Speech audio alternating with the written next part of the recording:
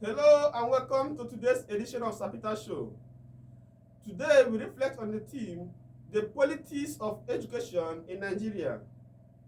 With ASUU extending its strike to over 2 months, it is without doubt that the education of our more than 2.1 million undergraduates across our universities have been jeopardized and politicized.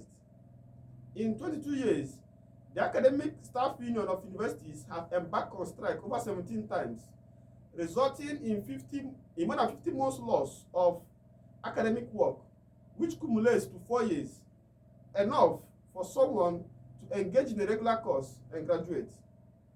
This is nothing but a national crisis. The future of Nigeria is essentially compromised by this consistent wave of mediocrity. Across our public schools, especially the secondary arena, many schools do not even have blackboard or whiteboard, as the case may be. Many do not have decent classrooms. The children sit in decrepit buildings threatening to collapse. The teachers are poorly paid and sometimes do not even get their salaries. The learning environment is unfit for learning itself. Why are the problems of education so critical to the nation's future? And how do we begin to solve them? With me in the studio to explore this today is Reverend Father Dr. Nicholas Mbog. Over the past 2 decades, Dr. Nicholas has been an academician of excellent repute. He holds 2 doctorate degrees and is the former dean of Claretian Institute of Philosophy. As a passionate teacher in the field of education and an eloquent commentator on African and global affairs, Dr. Nick has authored over 15 books in the field of human values, religion, philosophy, theology, to count a few. Dr. Nick teaches at Imo State University, Owerri, and Claretian University of Nigeria. Dr. Nick, welcome to the show. Thank you. So let's dive right in. Given your long-standing interests and work in the field of education and your comments on Nigerian politics, how would you diagnose the state of Nigeria's educational system today? Anybody who has followed the developments in Nigeria up to today would go back to the military as the background of the disintegration of education in Nigeria. In the very first place, immediately after the Civil War, who took over power? It was only a primary 6 student who entered the army and then rose to the rank of a general because of where he came from. When he was overthrown by another group of military officers in 1978, he left Nigeria and then got enrolled in King's College in London, where eventually he started his, call it formal education, secondary or university level, until he got a PhD in political science. So, who ruled Nigeria first? Had no educational background. So, the politics of Nigeria has been more or less based on mediocrity or the question of where you come from. So how can somebody give what he has not? Number 2, you came to the time of Olusegun Obasanjo, who even eventually took over after the overthrow of Gowon by another military regime. Obasanjo also was not that educated, but then was an infantry soldier who learned a little of engineering at the military college. The Nigerian Society of Engineers refused to register him as a professional engineer because he had no formal education. So, who ruled Nigeria? Mediocrity. So when you come in terms of politics and education, you must also talk about the quality of leadership. determines the quality of the output. So in this very sense, our educational system has suffered a lot of hemorrhage simply because of the quality of the leaders that we have. You think of today, the present president, who is he? He had no education, he had no primary certificate, no secondary certificate, not even any university education. Wherever he claimed he went for education, proved he had no certificate. So, who is really Nigeria? Mediocrity. So you cannot talk about the education and the politics of education without first considering the basis of the hemorrhage in the field of education. It has been as a result of the leaders who are ruling themselves that were not qualified. The greatest harm in education in Nigeria was during the time of Babangida, when teachers went for longer strike. University teachers were not being paid. And so it was to the advantage of the military at the time that destroying education was a better means of controlling Nigerians who might not be as educated as them.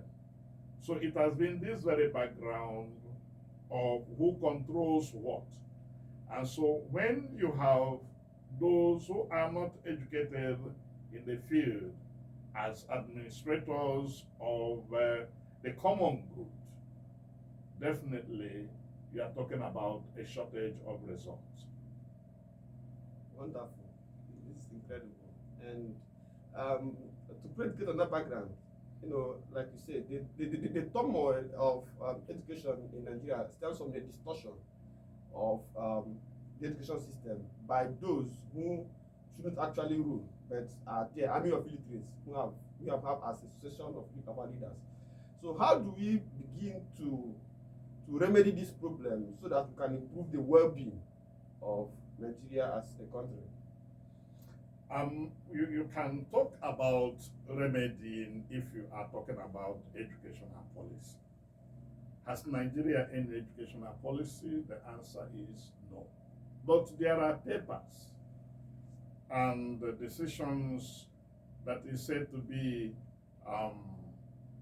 educational policy. Take, for instance, what you call the 6334, which is what Nigeria operates today. That means 6 years in the primary school, 6334, 3 years of junior secondary, 3 years of senior, what you call senior secondary, and then 4 years of university. This was an educational system copied from the German system of education. By right, the 6334, before it could have started at all, you would have had places you call technical schools. The 6334 is meant to, that not every person will go into what you call grammar school. In the German system, gymnasium, and then you talk about the Volksschule or Volkshochschule. And the Volkshochschule is what we call the technical school. So each child that graduates from primary school is given out to go and do one practical trade or the other and come back before he gets a certificate, before he goes into secondary school. And in going secondary school, everybody is allowed to go. You go to any school of your choice.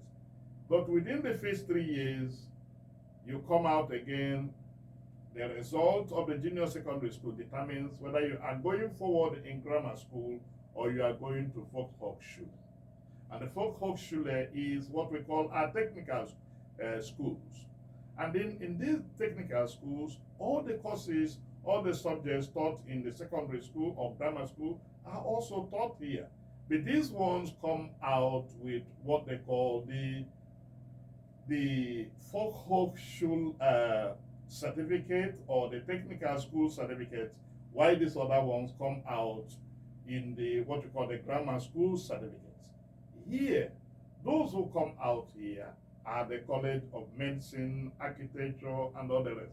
While those who go here provide the manpower. They are also, they go to the universities, they develop as engineers, mechanical engineers, carpenters, or whatever aspect of. So you talk about manpower.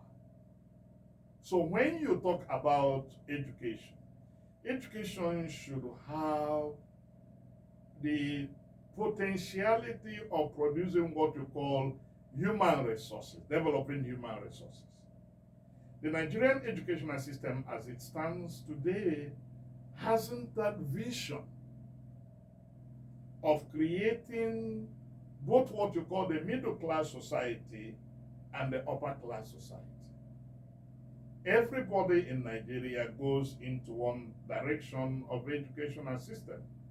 And going into this one direction of educational system does not produce the diversity that should feed the economy, that should feed the society, that should give every person the opportunity of developing his, in his own way, talents or educational capabilities. So we have a system that is not operating. You can imagine when you go to our universities, there are no official libraries in the universities. You can't go to any of our universities and get a library that is standing. Even in the old universities, Nsukka, Ibadan, Calabar, and all the rest of them, you may not be getting any new books in the places. The new universities, Imo State, Abia State University, you cannot find a university library. And so the same with those who are doing sciences. You cannot find a good laboratory. Universities is the engineering force of development in a country. Through their research, they feed the industries. They feed the many other places, the pharmaceutical companies, through their researches.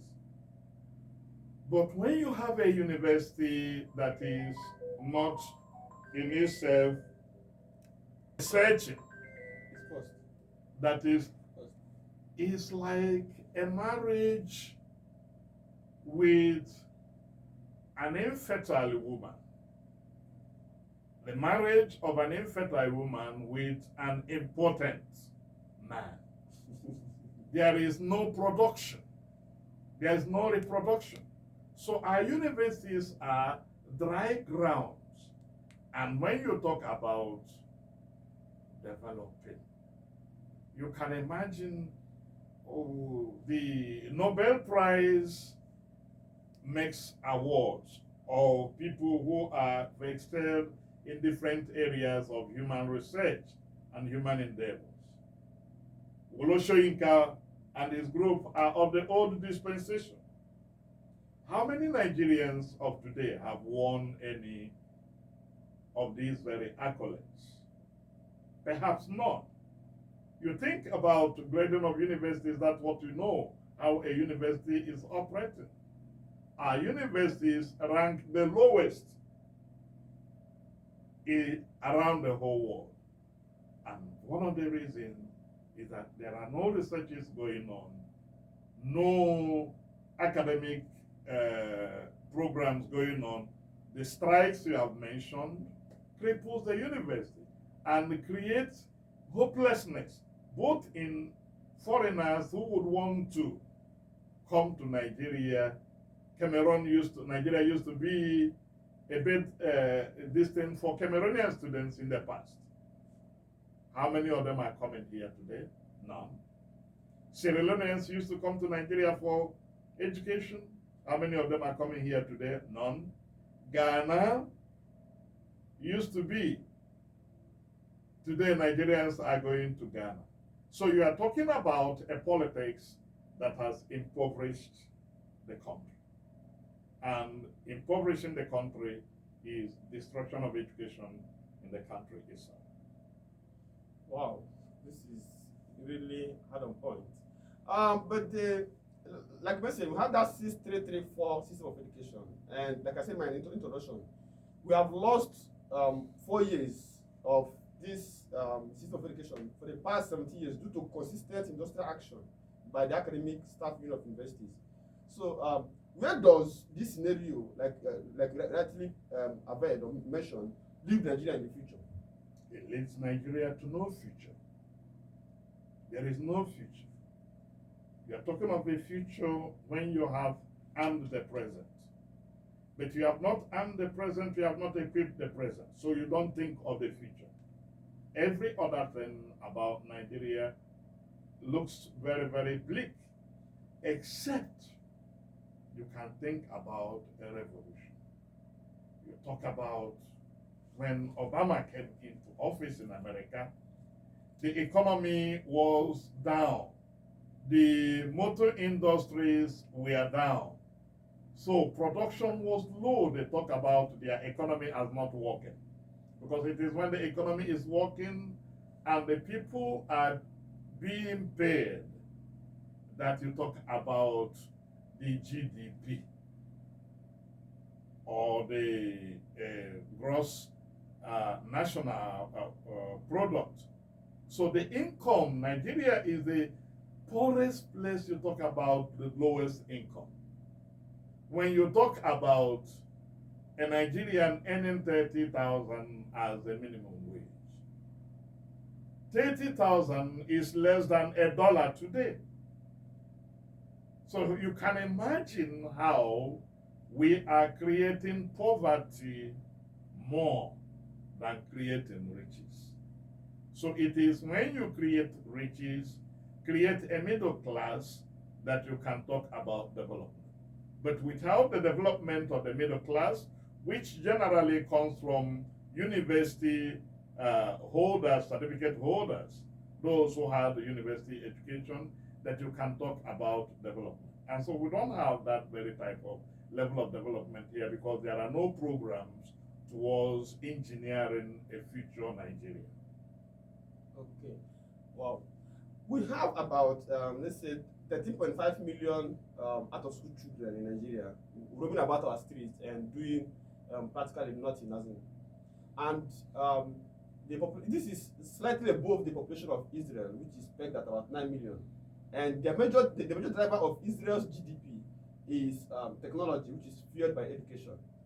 So there's the argument that if you can successfully plug these 13.5 million children, into a good incubative education system, that our future stand altered in positive ways.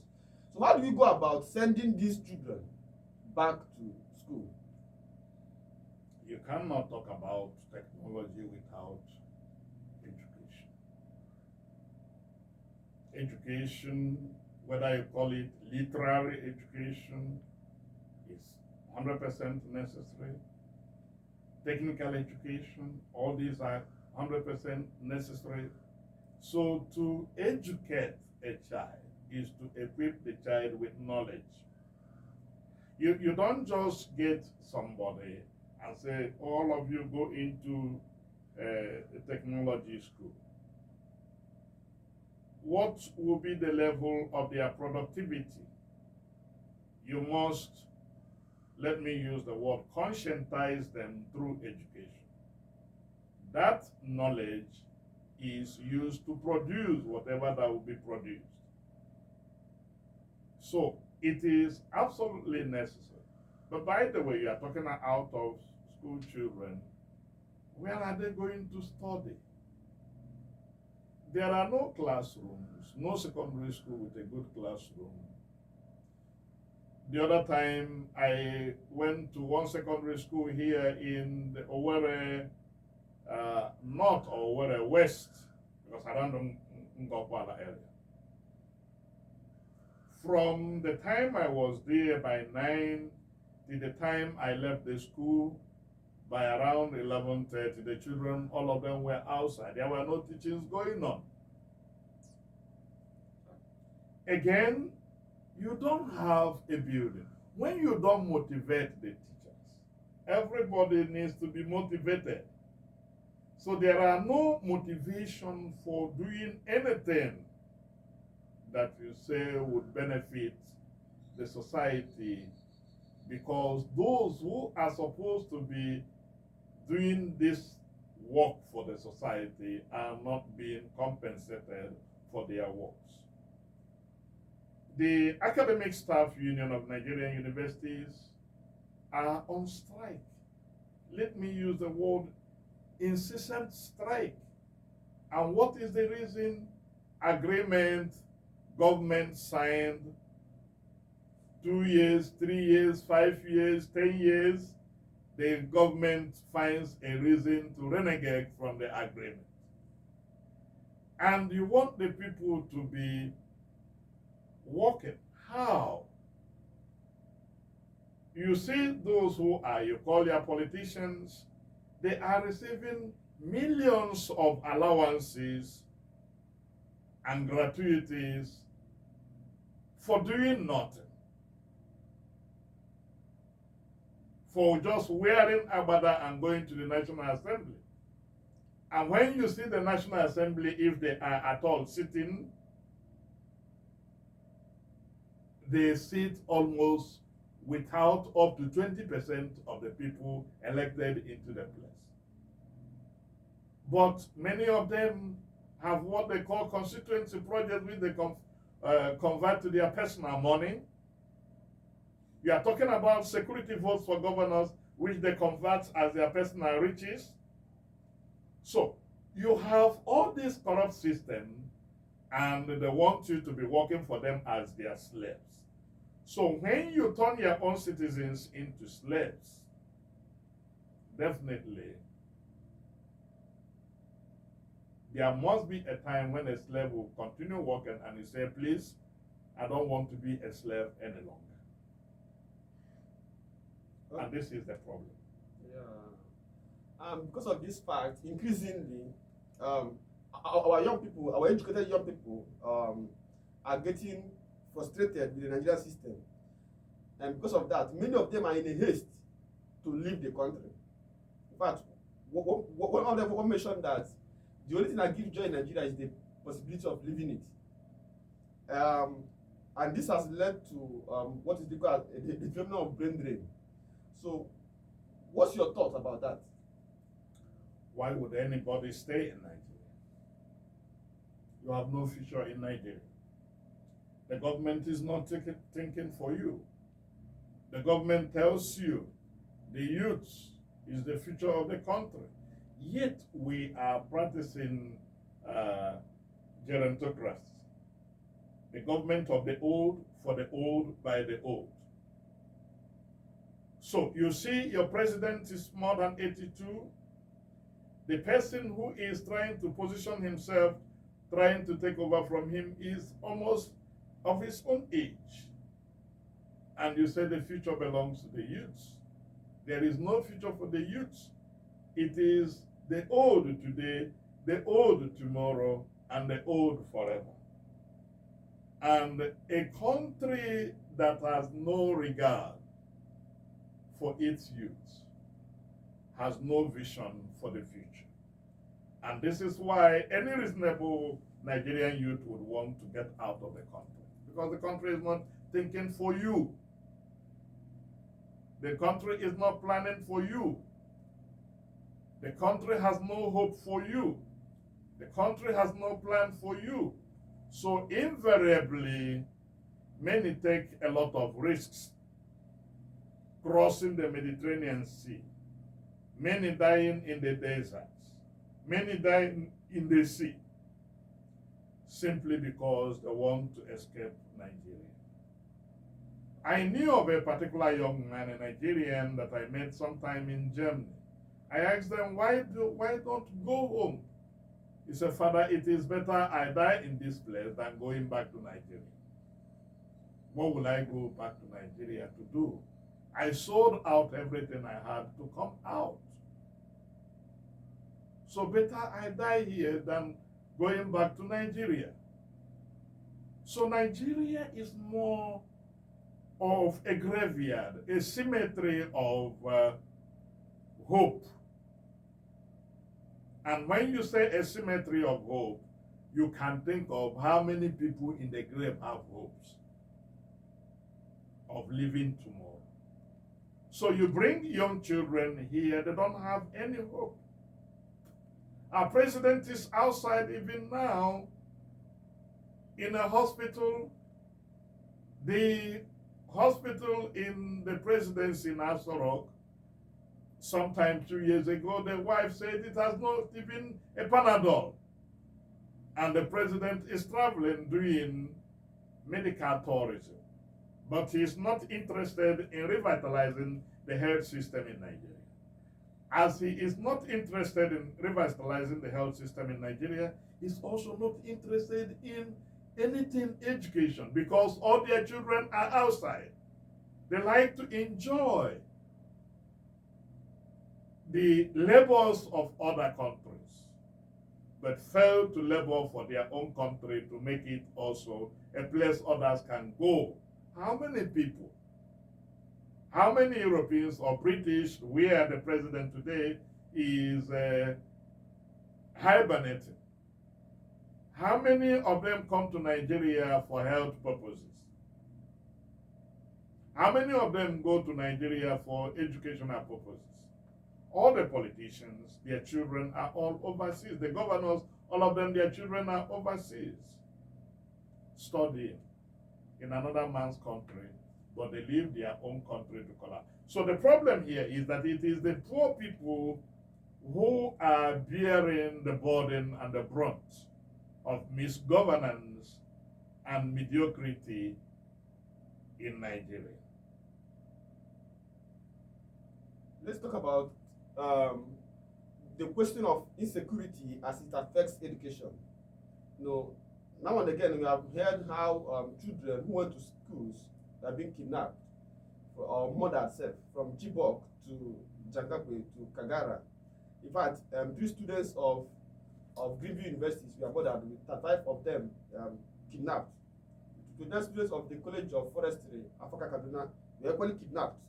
And according to one governor from the northeastern part of the country, he said that we have over 10,000 students in the captivity of bandits, especially in the northern part of the country. So how do we solve this problem as it stops the question of insecurity, as it stops children from accessing education in the first place? I don't know how you can solve that when the country, when the government or the politicians themselves are the source of the insecurity we have. 2018, 2019, the president of Nigeria left the Nigerian border completely open. He says so that those from West African side can access Nigeria without visa. Which country has that type of free flow of immigration, except in Nigeria? That was the time insecurity was imported into Nigeria. When people started talking about herdsmen, the president told us that these were those who were escaping from Libya.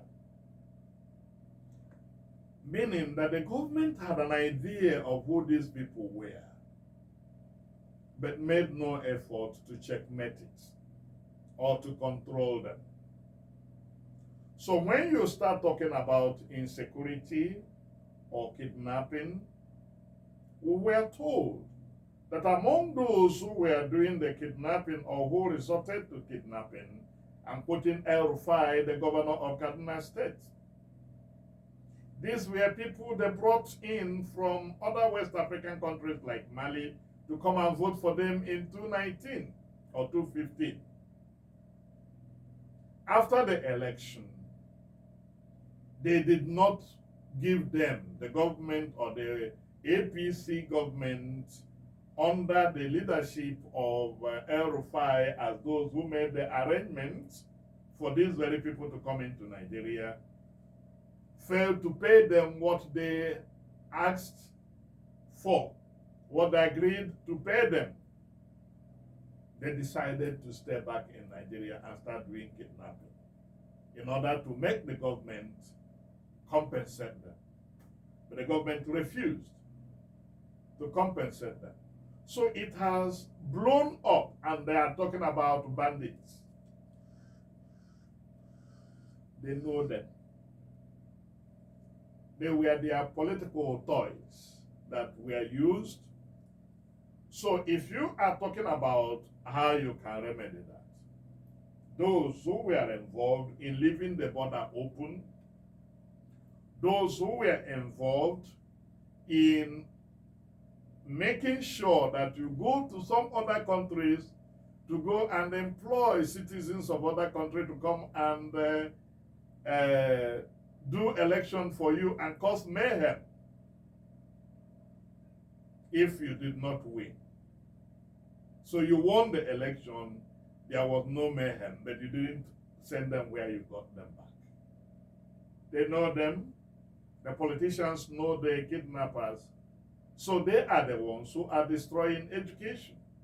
If you are talking about how to restore education to its normalcy by stopping kidnapping of students, whether it's in the seminary in Kaduna or the Kagara Agricultural School or whichever way, Chibok or anywhere, talk to the politicians. They know them. They are their workers. Okay. Politicians are primarily responsible for the insecurity ravaging our country. So currently we have over 79 private universities in Nigeria, and some of them are actually owned by missionaries, and some religious institutions. So in fact, your congregation, the Declaration Missionaries, have one of them, the Declaration University of Nigeria. What's your assessment of the impact, or otherwise, of private universities to the Nigerian educational system? In any country whatsoever, you talk about private owners of school or private partnership. In Germany, for instance, you have schools that are owned by the state or that are owned by church institutions. The government helps to sponsor these very schools, give them some type of grant to make them function effectively. The private schools serve as a checkmating background for government inability sometimes to provide for better education. So in Nigeria today, the private schools, in their very nature, are the places where even the governments are sending their children to, because the government have failed to sponsor the public schools. And those who go to the public schools are those who cannot provide for education of their children in the private schools. Call them the poor people, the economically disadvantaged. They are the ones who go to the public schools. So in essence, provision of education is the responsibility of the government. But if the government is not able to do that, and the private people are doing what the government is supposed to do, it is also a moral responsibility on the side of the government to help to provide for these very private organizations, since the citizens being trained are also citizens of the country, not citizens of these very private organizations. Okay, the private institutions, universities in Nigeria, have actually cushioned the deficit we have found in Nigerian educational system, and it is the duty of the government to actually support them. Let me ask you a personal question. You've taught religious and human values in our universities across the country. So how do you think we should go about revitalizing the values that are already sinking in our morally challenged country. How do you solve that? Is going back to the basics. To the basics. What do I mean going back to the basics?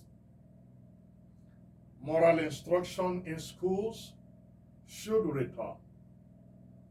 Religious instructions in schools should return. The government should allow the teaching of civics in schools. It used to be, today they are calling social sciences or social whatever. So allow the return to these very particular basics. These are the places where children are armed with a little of, let me use the word morality, or principles that could help them to organize themselves for the future. So that is the purpose of human and religious values introduced in Nigerian schools. They are serving, if you like, as the basis for the handing on of values, recreating values, value awareness in the life of the children. This is what is supposed to be. Okay. Where do you, let me take you once more to the future. Where do you see Nigeria going? Okay. Like, if you want to prognosticate, where do you see Nigeria in 10 years, globally speaking? And what's your final words, before we go, what's your final words to teachers, parents, policymakers, and those engaged in the field of education? Parents, teachers, those in the field of education, Policymakers too. policymakers, number one.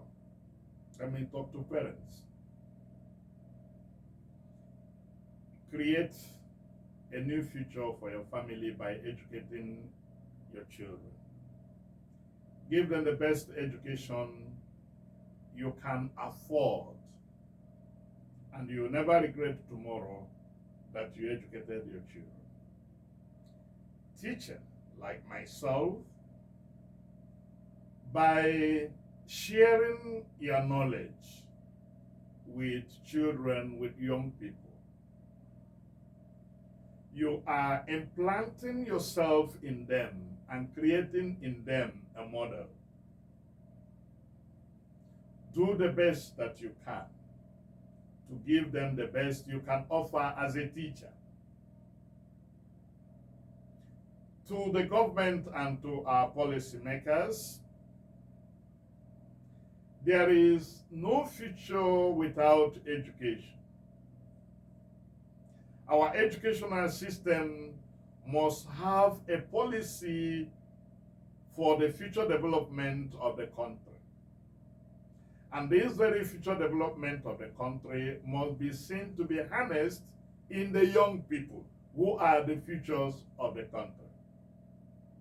Get the young people involved in the running of the country. Gerontocracy, having only old people, we have tried you people, you have failed. The old people have failed. So allow those who can engineer development, who can engineer a new future for the Nigerian youths to come into the administration of the country.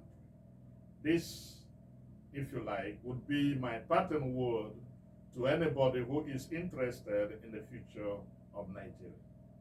Okay, predicated on that parting words, I want to thank you so much for honoring our invitation to today's after show. Thank you very much. Yeah, and for to you, inviting me. okay, and to you, our fans, thank you for watching today, and do quick to click and subscribe. The educational system is perhaps the last remaining frontier for national salvation in Nigeria and a vehicle of our national redemption. We should not abandon these forces merely to political charlatans, so that we all can join hands together based on the advice Dr. Nika has given us today to rescue our education and better our country. Thank you so much, and see you next time. Bye-bye. Thank you.